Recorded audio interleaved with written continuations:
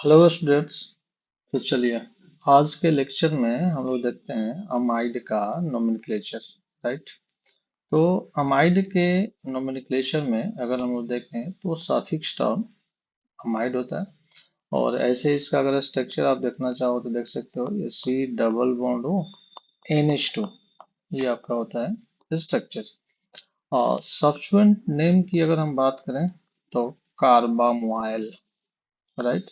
और base name अगर देखें तो अल्केन प्लस अमाइड, क्योंकि सफिक्स टर्म क्या है, अमाइड नहीं, तो इसलिए हम लोग अल्केन प्लस अमाइड लिखेंगे। क्योंकि सफिक्स टर्म का फर्स्ट लेटर ये वॉवेल है, तो हम लोग अल्केन से ई को रिमूव कर देते हैं। वो पहले वाला ही कंसेप्ट है जो आप ऑलरेडी जानते हो, और इसको ऐड कर देंगे तो क्या हो जाएगा, अल्केनामाइड। राइट। और सेकेंडरी अमाइड की अगर हम लोग बात करें तो फिर वही C double bond O NH2 जो है, यहाँ पर NH2 से अगर एक हाइड्रोजन हटा के हम R जोड़ दें तो ये सेकेंडरी अमाइड हो जाएगा। मतलब हम थोड़ा सा आइडिया दे दें आपको, जैसे कि ये आपका हो गया CONH2। राइट। ये अमाइड होगा या प्राइमरी अमाइड कह सकते हैं। उसके बाद C डबल बॉन्ड हो, अगर एक हाइड्रोजन हटा दें यहाँ से, एक हाइड्रोजन हटा दें और यहाँ जोड़ दें अल्काइल, तो this is your secondary amide. Right.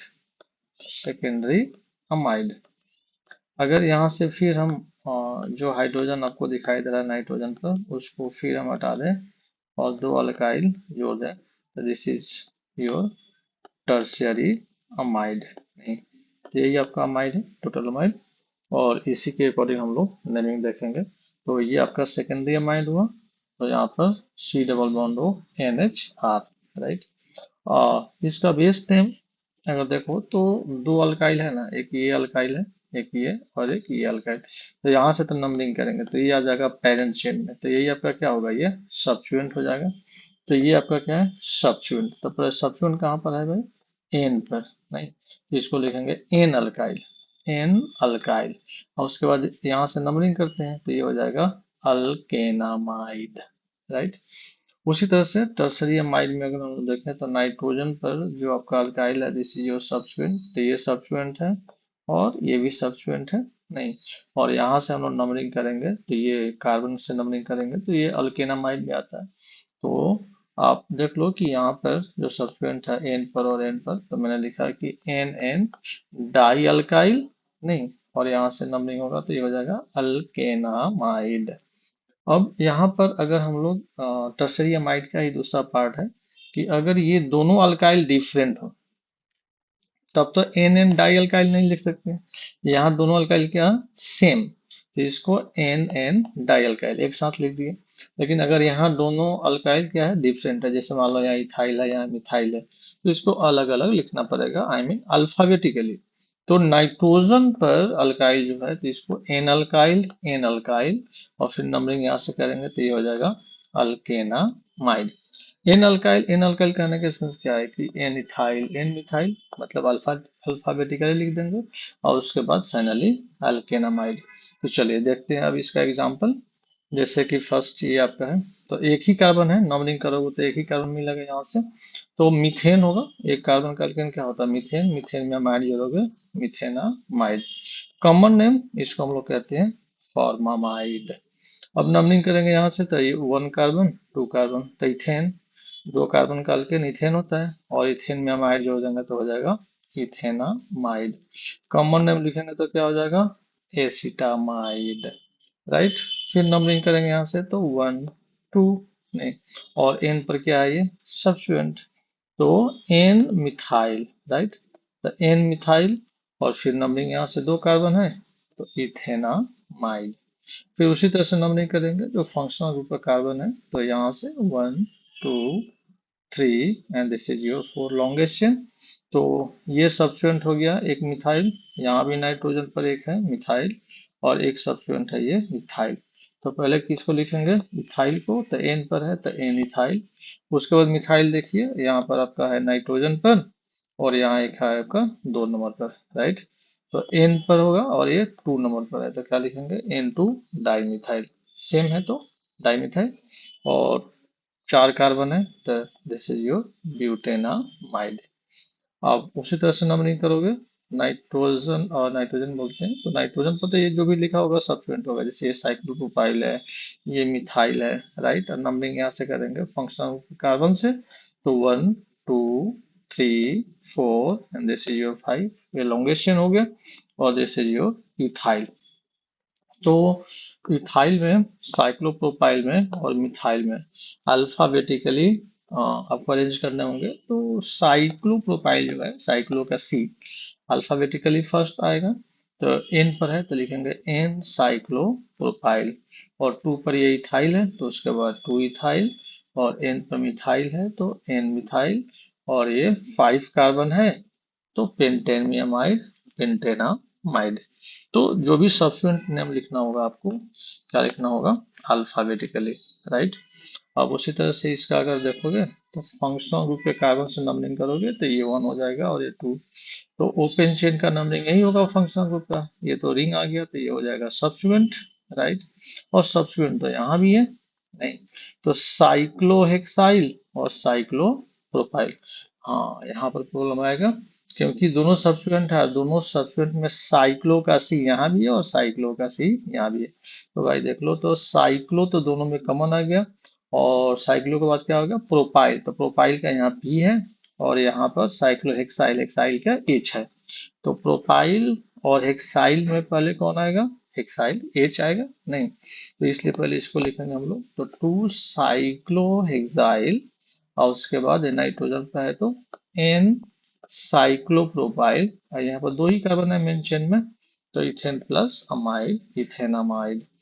और देखिए कि यहाँ पर जो भी कार्बन है फंक्शनल ग्रुप का, वो डायरेक्टली अटैच्ड है किससे, इस साइक्लोहेक्सेन से, राइट। इस साइक्लोहेक्सेन से डायरेक्टली अटैच्ड है। तो जब साइक्लोहेक्सेन से डायरेक्टली अटैच्ड है तो हम इसको इसको भी पैरेंट चेन मान सकते हैं, साइक्लिक कंपाउंड को पैरेंट चेन कंसिडर कर सकते हैं, राइट। और साइक्लोहेक्सेन का पैरेंट चेन अगर कंसिडर कर सकते हैं तो उस केस में जब इसका नंबरिंग नहीं करते हैं तो इसका सफिक्स टर्म चेंज कर जाता है, राइट। तो ये हो जाएगा साइक्लोहेक्सेन, और इसका सफिक्स टर्म चेंज कर जाएगा, तो इसको हम लोग बोलते हैं कार्बोक्सामाइड, राइट। देखो यहाँ पर हम लोग अमाइड लिख रहे थे तो कब, जब इसके फंक्शनल ग्रुप के कार्बन का हम लोग नंबरिंग कर रहे थे, जैसे यहाँ कार्बन का नंबरिंग जो है तो 1 पोजीशन मेंशन है, यहाँ पर तो पोजीशन मेंशन है ही नहीं, राइट। ये तो नंबरिंग हो गया, ये आपका मेन चेन आपका हो गया साइक्लोहेक्सेन। तो चूंकि डायरेक्टली अटैच्ड है तो हम लोग इसको भी पैरेंट चेन कंसिडर कर सकते हैं, तो यहाँ पर मैंने यही किया है। और ये हो गया साइक्लोहेक्सेन, और उसके बाद जब नंबरिंग नहीं करेंगे तो इसका सफिक्स टर्म अमाइड नहीं होगा, चेंज कर जाता है, जो होता है कार्बोक्सामाइड, तो साइक्लोहेक्सेन कार्बोक्सामाइड। उसी तरह से यहाँ पर अगर आप देखते हो तो ये आपका सब्स्टिट्यूएंट हो गया इथाइल। फिर ये कार्बन जो फंक्शनल ग्रुप का कार्बन है वो डायरेक्टली अटैच्ड है रिंग से, तो ये आपका पैरेंट चेन कंसिडर कर लेते हैं, और यहाँ पर एक सब्स्टिट्यूएंट यहाँ भी है। तो नंबरिंग करेंगे यहाँ पर कि सब्स्टिट्यूएंट कहाँ पर है पता करने के लिए, तो ये 1 हो जाएगा और ये 2 हो जाएगा और दिस इज योर 3, राइट। तो अब देखो यहाँ पर नाइट्रोजन पर, मतलब अमाइड के नाइट्रोजन पर यहाँ पर एक इथाइल है सब्स्टिट्यूएंट, और यहाँ पर साइक्लोप्रोपाइल है। पहले किसको लिखते हैं भाई, साइक्लोप्रोपाइल, क्योंकि अल्फाबेटिकली फर्स्ट आएगा। थर्ड पर है तो 3 साइक्लोप्रोपाइल, और एन पर है ये तो एन इथाइल। उसके बाद इसको लिखेंगे मेन चेन साइक्लोहेक्सेन, और जब रिंग से डायरेक्टली अटैच्ड होगा तो इसका सफिक्स टर्म क्या हो जाता है, कार्बोक्सामाइड, तो दिस इज योर कार्बोक्सामाइड। चलिए यहाँ पर देखते हैं, उसी तरह से यहाँ पर है मेन चेन, इसको कंसिडर कर लेंगे साइक्लोहेक्सेन को, ये सब्स्टिट्यूएंट हो जाएगा, तो इसका भी पोजीशन चेक कर सकते हैं, ये 1 है, ये 2 है, ये 3 है, 4 है, 5 है, 6 है, राइट। तो पहले सब्स्टिट्यूएंट मतलब लिखेंगे 2 नंबर पर है, तो 2 साइक्लोप्रोपाइल, और इसके बाद ये साइक्लोहेक्सेन।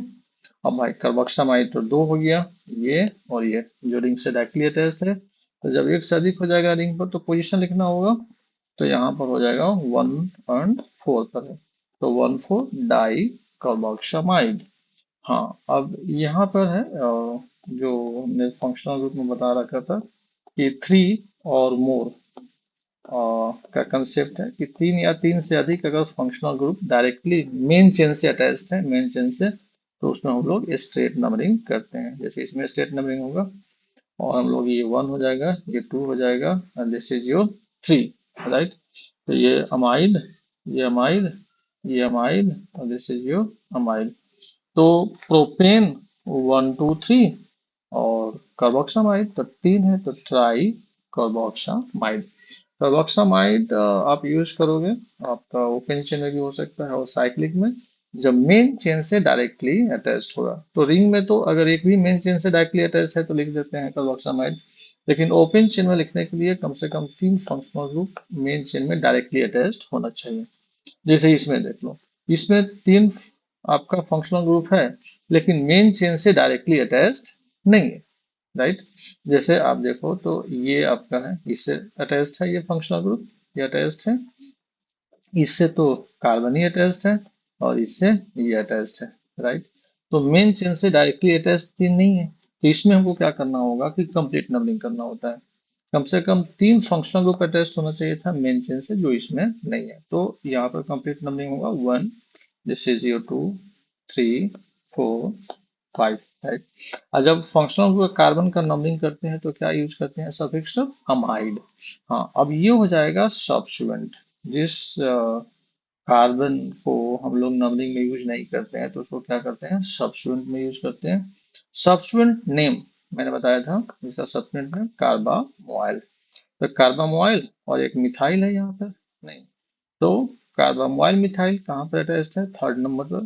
तो 3 कार्बामोइल मिथाइल, और दिस इज योर, और 5 कार्बन, नहीं पेरेंट चेन, तो ये हो जाएगा पेंटेन डाइअमाइड, राइट। 2 अमाइड हो गए। तो इस तरह से हम लोग अमाइड का नेमिंग कर सकते हैं। नहीं तो चलिए देखते हैं नेक्स्ट फंक्शनल ग्रुप को नेक्स्ट लेक्चर में। Okay, bye.